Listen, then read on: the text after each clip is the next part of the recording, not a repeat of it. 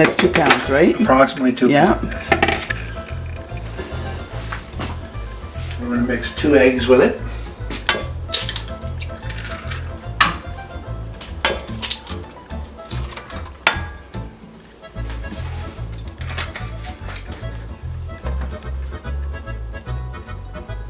That's a done by eye.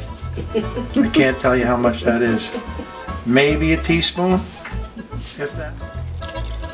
And I usually don't pour it all in. I at least leave a little on the side. There it is. Lock that in place. And just put a start on it.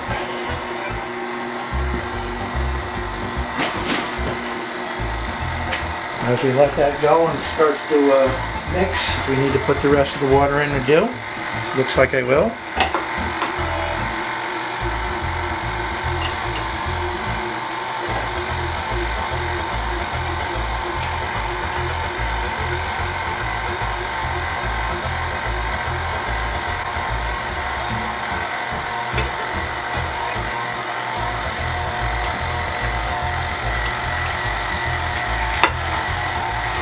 In the recipe, it's actually 1 cup of flour for 1 cup of oil.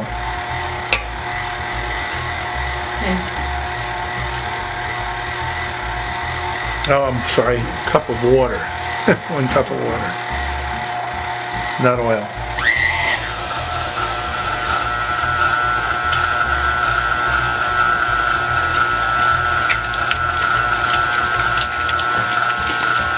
And have you done this by hand previously? Never. My mother used to, I've always used a machine. Did you help your mother? Yes, but I never had to make the dough by hand. And it has to be sticky, right? No. You could feel the... You can make it so it is not as sticky if you want to. Totally. But it has to be a little bit elastic, right? Yes. Totally up to your preference. This is actually a little bit too sticky, this piece, but I can work with it. This rolls out much easier than a high gluten flour does.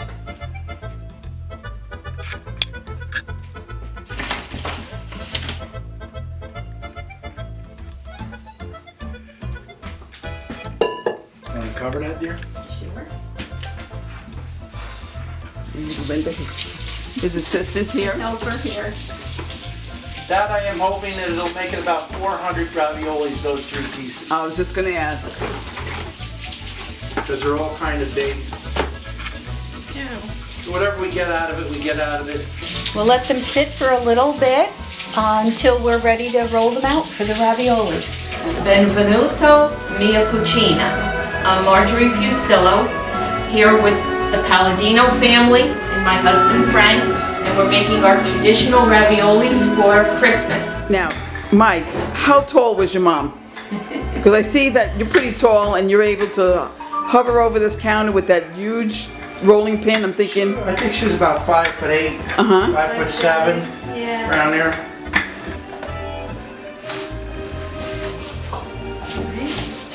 You want to stop? Wax paper. What are we doing with this? Oh, just in the side. Yeah. Sometimes we just. Does your rolling pin have a place of honor or just in the kitchen drawer? No, it has a place on honor. And also, Mike, we don't wash it either. Never. Never Right. wash Can't it. wash. No. It has a sleeve that goes on it. Can't With a wash. cloth sleeve? Yep. Yeah. Yep. Yeah, these things are my prized possession too, as well. So how old is this rolling pin? Older than me, I know that. Other than that, I don't know. And is it from Italy? It could be. I don't know if my grandmother brought it with her or not, but. No, I don't think so. But I think. But it could have been made in Italy. Yeah. Oh, yeah. Yeah. Yep. So I usually do a pound of beef for this stuffing. And I just eyeball everything. I'm sorry I don't have measurements, but That's what the video's for. Right? I break everything up. I add enough breadcrumbs just to cover the top of the meat. I do the same with the garlic powder. Not overly on this. The oregano gets sprinkled across the top. And some basil. Oh, good stuff. Oh, I yummy love the smell stuff. of basil. And then I have an egg that I add to it. And if I need to add more breadcrumbs, then I will till I get the right consistency. And then I And you just know that mix just by the away. feel, by the feel of Exactly. it. Exactly. So if it's too soft, you're gonna add a little bit more breadcrumbs. Correct. Okay. Little bit. So this is about the consistency that I use.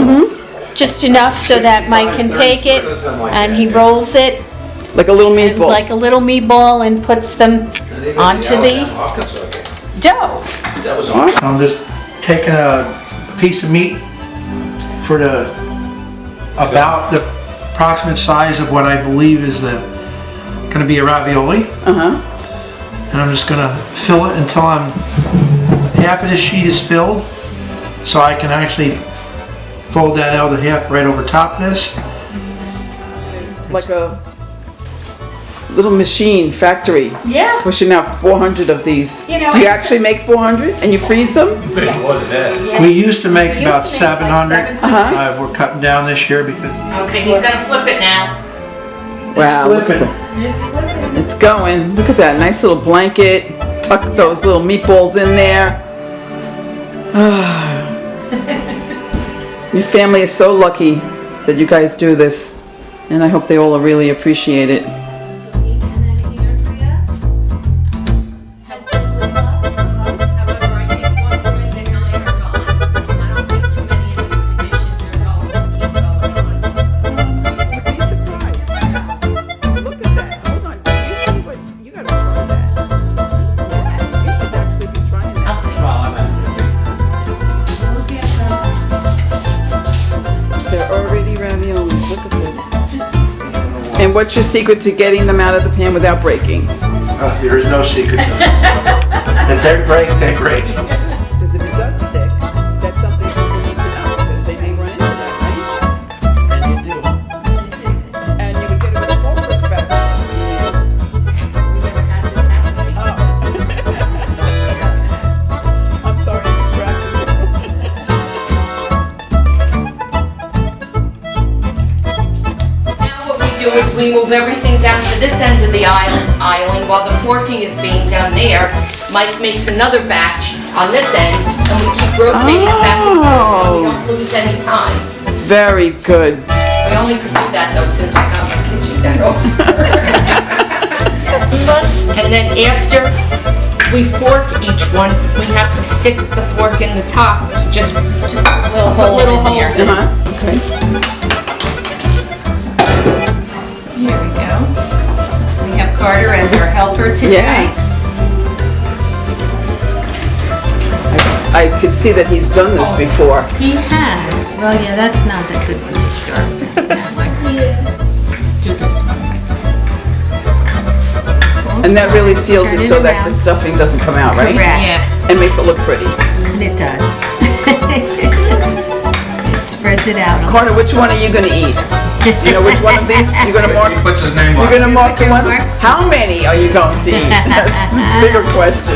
Right? He likes raviolis. And did you tell everybody that we're making one batch to eat tonight because we would never want anybody to be poisoned on Christmas Day. So we do a taste test tonight. That's a good excuse to have ravioli. And I have the sauce made over here.